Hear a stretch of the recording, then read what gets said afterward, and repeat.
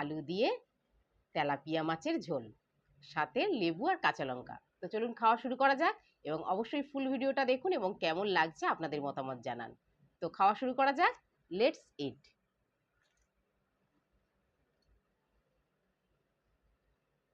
তো বন্ধুরা, সবার প্রথমে আম দিয়ে টক ডাল।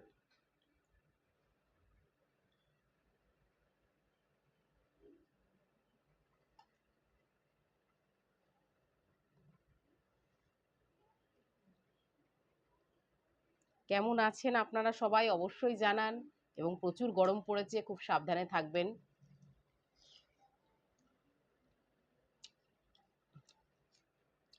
অসাধারণ।